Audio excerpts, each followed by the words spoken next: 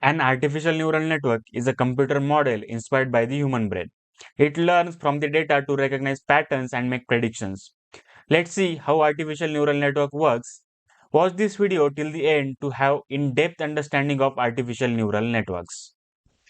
Similar to human brain's neuron, perceptron form the foundation of more complex networks to processing inputs and making decisions. Likewise, artificial neural networks have nodes that process and transmit information. In the first diagram, we observe a human neuron with its dendrites, cell body, and axon. The second diagram depicting a single layer perceptron neural network in which an artificial node displays its input connections, weights, and output. Artificial neural networks draw inspiration from the structure of human brain neurons. For example, axon hillock in the human brain neurons work like an activation function similar to the activation function used in artificial neural networks. A single layer neural network or perceptron consists of only one layer of interconnected neurons. It processes input data, applies weights, and produces an output. One of the most vital aspects shared by the both natural and artificial neural networks is their ability to learn and adapt. While the human brain refines its connections through experience, and artificial neural networks adjust their weights during training and evolving to make more accurate predictions. Consider a dataset containing student information with explanatory variables such as hours studied, hours slept, and extra classes attended. The objective is to predict the final outcome, which is categorized into pass or fail. We are going to use this dataset to train a single layer perceptron neural network. The single layer perceptron is the simplest form of neural network, consisting of only one layer of artificial neurons, also known as nodes or perceptrons. It serves as a foundational model for understanding more complex neural networks. Now let's understand step by step how a single layer perceptron neural network works. The process begins with input layer that receives external data. Here inputs are x1 equals to 3, x2 equals to 8, and x3 equals to 2.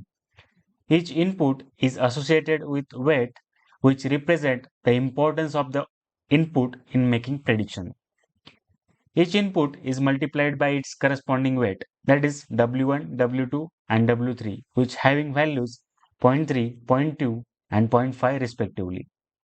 The product of these multiplications are then summed up and also added some arbitrary values, which is bias, B.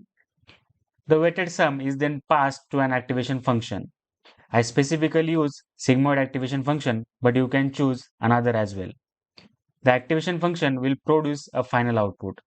In this case, the output class probability is 0.97, which is greater than zero point 0.5. So the final output would be classified as a pass. This is how the feed-forward operation happens in the single-layer perceptron neural network. The other type of perceptron neural network is the multilayer perceptron neural network. This is how the multilayer perceptron neural network looks like. A multilayer perceptron neural network is the type of artificial neural network with multiple layers of nodes, that is neurons, including an input layer, one or more hidden layers, and an output layer. Certainly, let's break down the components and functionality of multilayer perceptron neural network or an artificial neural network with an input layer, two hidden layers, that is hidden layer 1 and hidden layer 2, and the output layer. The input layer is the initial layer that receives external data or features. Each node in this layer represents a features or attribute of the input data. The first hidden layer processes the input data received from the input layer. The second hidden layer further refines the features extracted by the first hidden layer. And lastly, the output layer processes the information gathered and learned from the previous layers to produce final result or predictions. Consider another student dataset with explanatory variables such as study hours, sleep hours, previous exam score, and attendance percentage.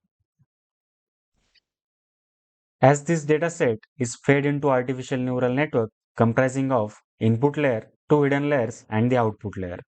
The input layer receives the values corresponding to study hours, that is 4, sleep hours, that is 8, previous exam score, that is 75, and the attendance percentage, that is 90.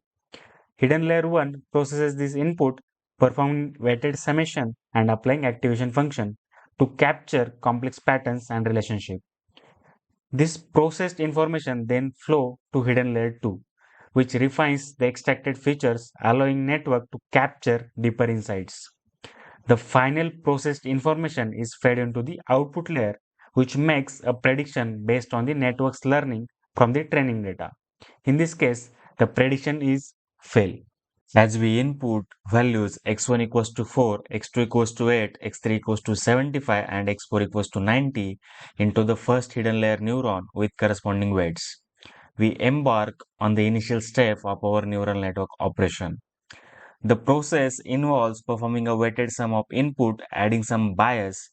Consider bias is an arbitrary value, and passing this summation through an activation function. This procedure is then repeated for the remaining hidden layer neurons. The output of each weighted input sum augmented by bias undergoes activation through a chosen function. For instance, we may employ a sigmoid activation function. Although conventionally this activation function is not commonly used in the hidden layers, it finds significant at the output layer. This sequence of computations is replicated for each hidden neuron input, generating output that serve as an input to the subsequent hidden layers. Now, let's delve into more mathematical perspective. We begin by inputting values x1 equals to 4, x2 equals to 8, x3 equals to 75, and x4 equals to 90 into the first hidden layer neuron, along with random weights zero point 0.3, zero point 0.2, zero point 0.25, and zero point 0.28. This initiation kick off our neural network process. We perform weighted sum of input values and the weights, incorporating an arbitrary value, which in this case is bias of zero point 0.5. Similar operations are conducted on input layer connecting to the remaining hidden layer neurons. We assign random weights and perform weighted input summation and adding some bias value. Following this, we pass resulting weighted sum through an activation function. The activation function returns an output value which serve as an input to the next hidden layer. This choice of activation function is crucial for introducing an nonlinearity into the neural network operation. These operations are then repeated for the remaining hidden layer neurons, concluding the operation within the first hidden layer. The same operation happens to the input of the second hidden layer, assigning weights, performing weighted summation, including some bias value, and passing it to the activation function.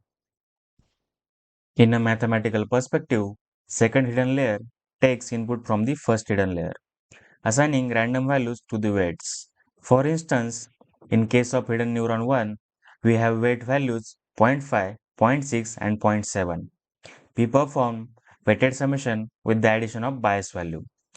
This same operation is performed with the remaining hidden neurons, and again resulting z value is passed on to the activation function. It returns an output which becomes input to the output layer.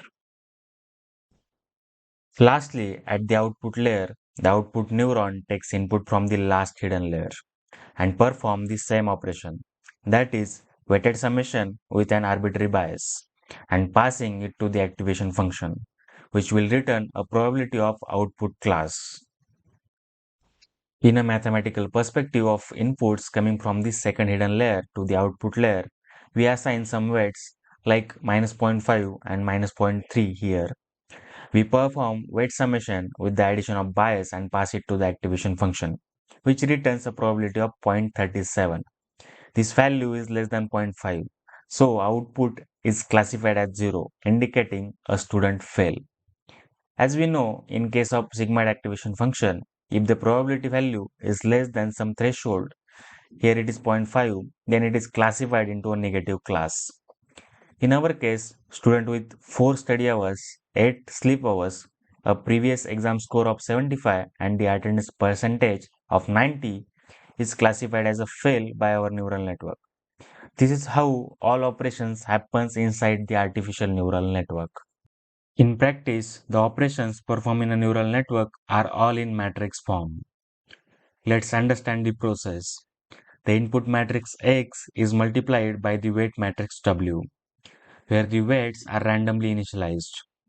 The result is then added to the bias matrix B, yielding a pre-activation matrix Z. This matrix is then passed through an activation function, which return an output matrix. This output matrix become input to the second hidden layer. The same operation occurs for the new input matrix. It gets multiplied by the weight matrix and added to the bias matrix. It results in a pre-activation matrix Z. After applying activation function to this pre-activation matrix, an output is obtained, which is then become input to the output layer. Again, the output matrix from the activation function, that is the input matrix X, is multiplied by the weight matrix W and added to the bias matrix B. This process creates a new pre-activation matrix Z, which is then passed through an activation function to obtain a final result. The final result is the probability approximately 0.37, representing the output class as a student fell. This is how all matrix operations happen in an artificial neural network. This is how the artificial neural network works. There is another important part remaining, that is backpropagation, where the neural networks actually start to learn. I will explain this in the another video. Thanks for watching. If you enjoyed the video, please subscribe my YouTube channel. Your support means a lot for me. See you in the next super exciting video.